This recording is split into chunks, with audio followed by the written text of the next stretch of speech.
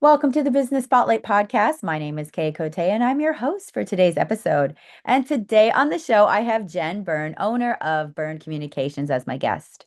We're going to be learning about her business, her journey to business ownership, best practices, and challenges that she's faced to give you that inside look to what it's like to build and operate a business.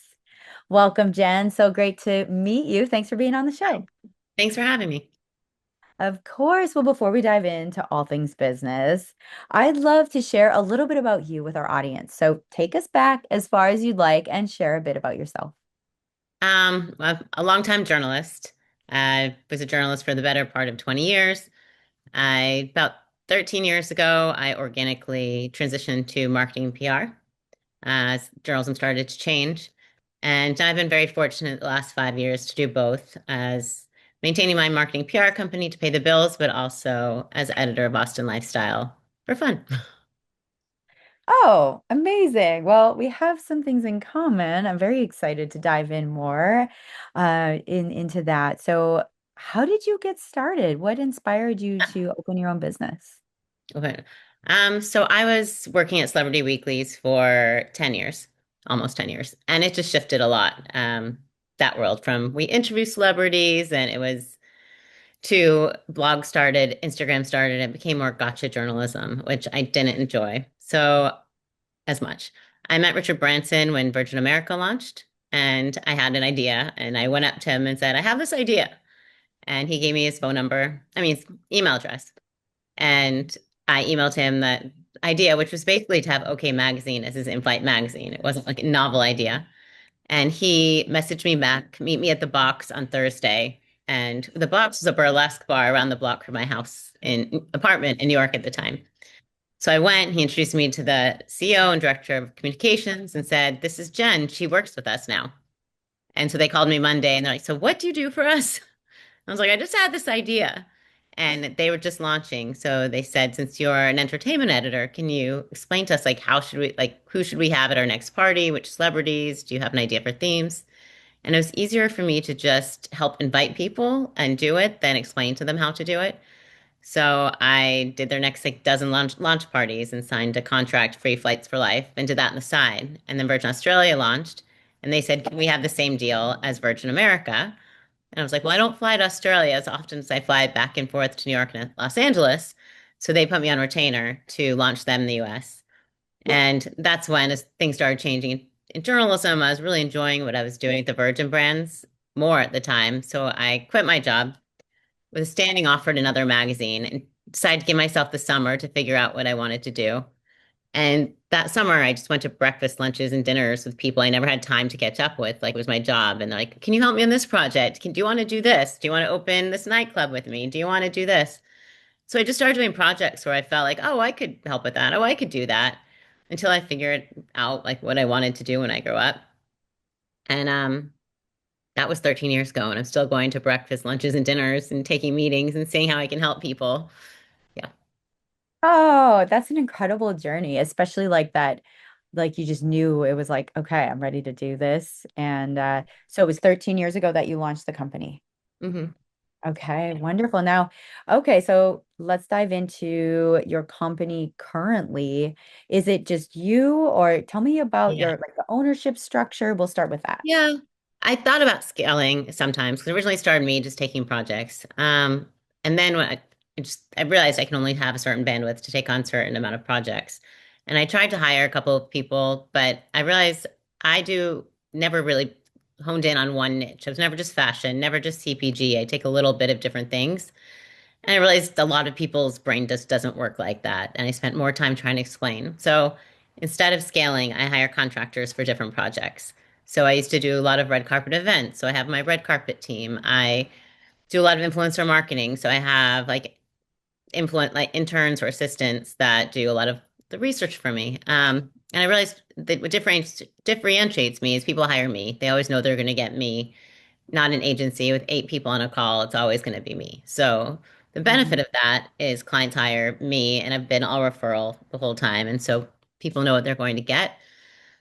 The downside is I do have a certain bandwidth, so it makes me very um, particular when I take clients.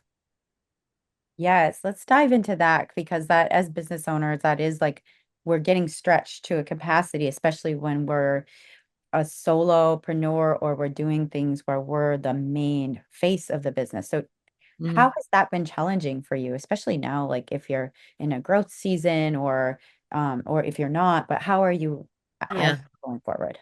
Well, I always know I always have like two or three anchor clients that are great, and then other ones I take on a project basis or just do pieces or just consult.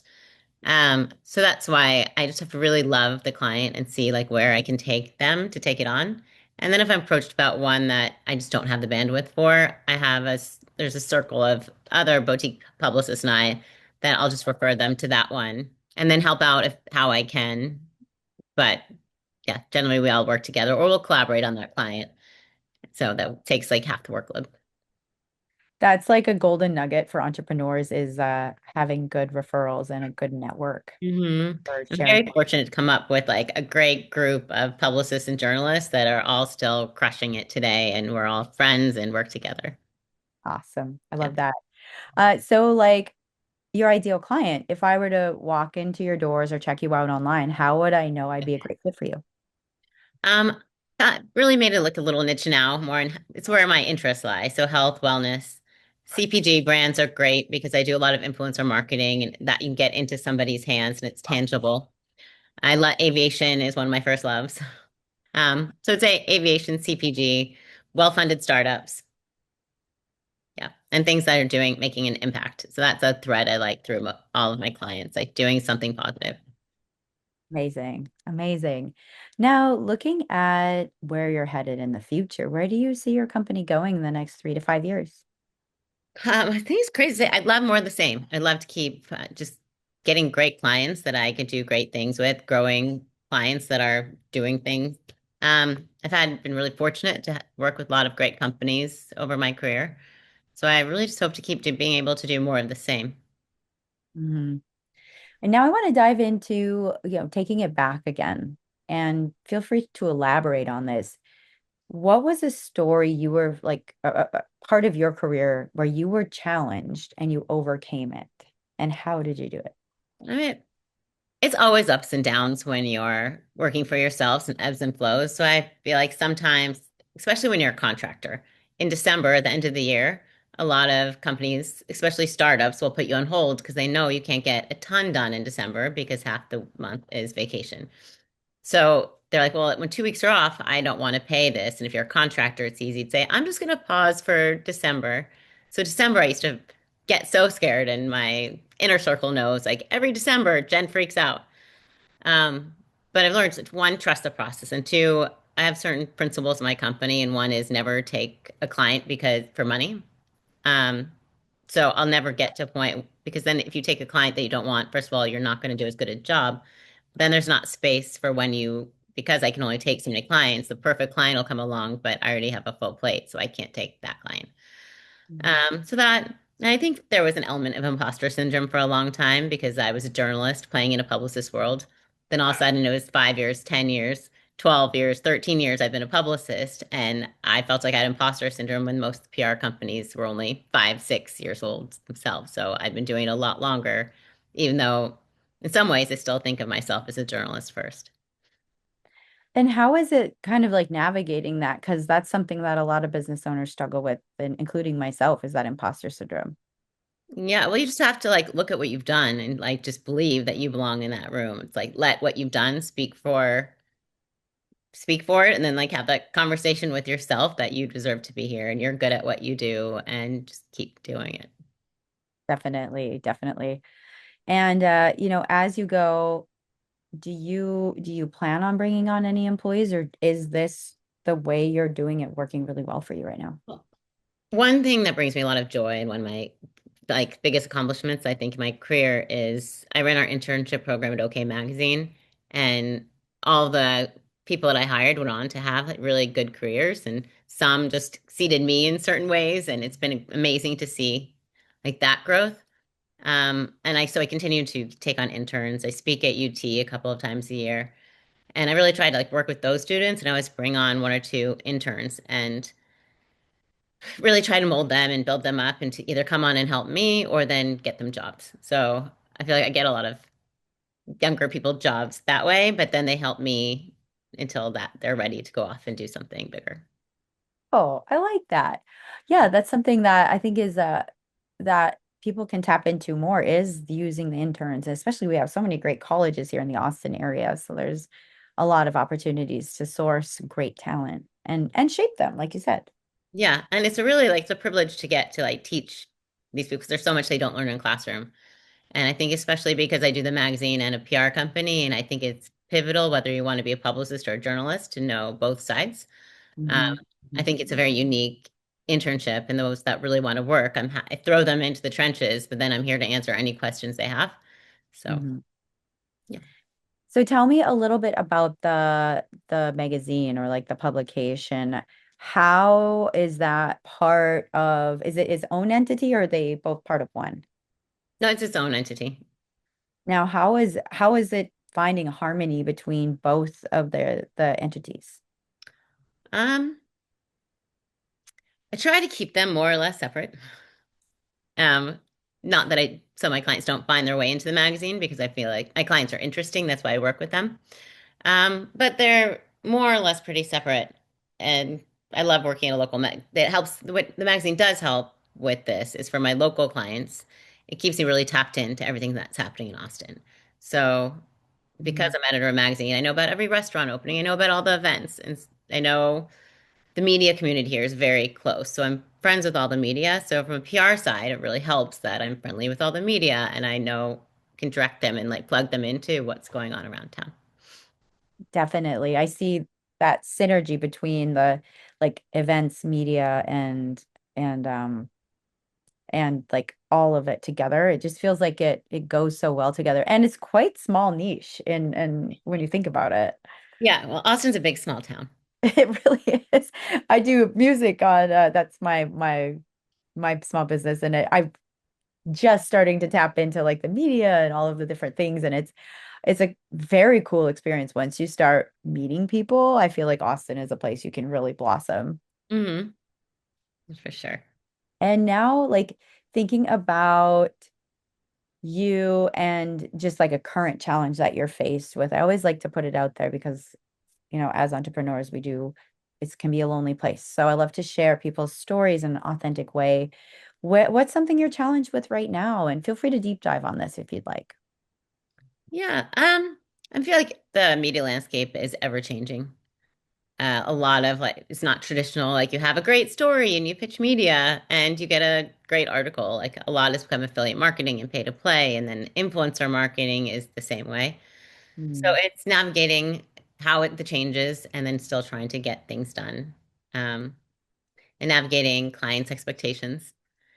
You mhm, can't mhm. like people hire you in the first month, like, well, what we don't have like a story in the Wall Street Journal, and why don't we have this person hasn't posted yet, but they tried our product and they don't understand it's a journey, not a sprint. And so the relationships takes time, introduction of products takes time. So I think maybe just the changing landscape and managing expectations.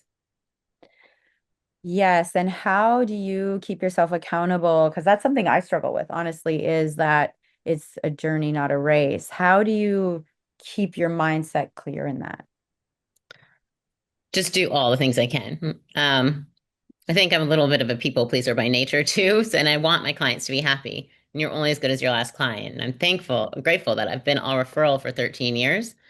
Uh, but I just don't want that ever to be like that one person to walk away not happy. So I get Mhm. creative. You think out of the box and you just figure, okay, if you're not doing this part's not like going quickly right away, then the influencer marketing will, or you do the event, or you just find a way to meet the goals differently. And so you're primarily like referral based. Are you doing anything else with like social media marketing or anything like that, or is it all referral? It's all referral. Nice. That's awesome. I've been hearing more and more of that lately, especially now as we're in such an interesting time in social media. It's like people want the handshakes, they want the hugs, they want that conversation with someone. Yeah, I think especially with the economy, people are so skeptical and fearful of spending money. And if they're going to spend that much money, they want just to know someone who's been tried and true that, okay, it worked for you, so introduce me to them. Definitely. Well, this has been a great conversation so far. Now I want to go into our rapid fire Q&As. So I'm going to ask you four questions and just answer very top of mind. Okay. All right. Question number one is, what is the key to success for you? If my client is happy, if I was ha enjoyed the process of working for them to get them there and just making a living. Yes, very true. Number two is, what is a piece of advice you have for other business owners? Keep following your passion, go with your gut. Um, Two principles of my company are never take a client just for money and never get like never act from a state of fear. And from a PR company, never take on a client or product that you wouldn't use yourself. Mm, It's hard to sell something you don't like or wouldn't use.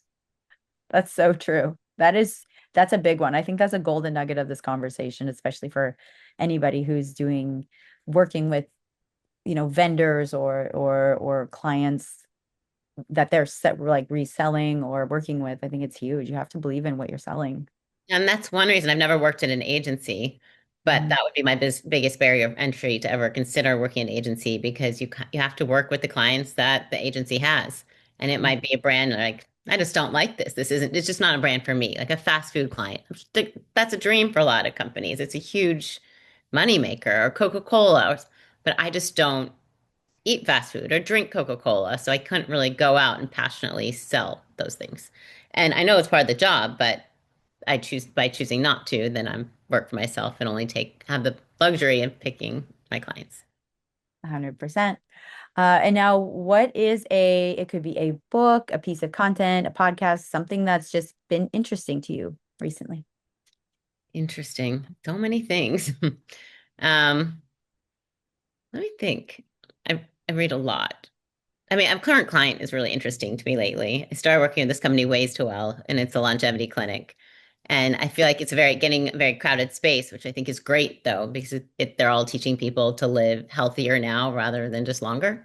So I'm really amazed by the innovation and by this company, it's making healthcare more affordable by disrupting the current healthcare system. And as it's gone, like even insurance rates have gone up, and this helps make it affordable. Um, I'm currently reading this book called Educated, and it's about how a girl grew up and didn't go to school, and I haven't got to the other part, but how she ends up with all these degrees and about how important are all those degrees now. Um, I what else?